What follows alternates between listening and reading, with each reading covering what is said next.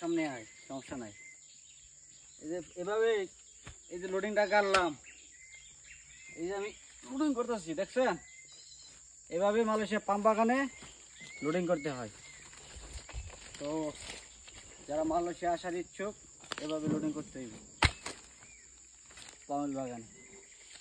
আসো বন্ধু, আরেকটা ফল আছে, আর এগুলা এই যে ডাউনগুলা পরিষ্কার করতে হবে।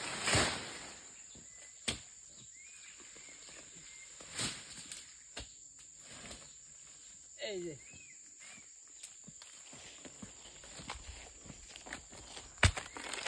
দেখছেন, এভাবে পাম বাগানে কাজ করতে হয়।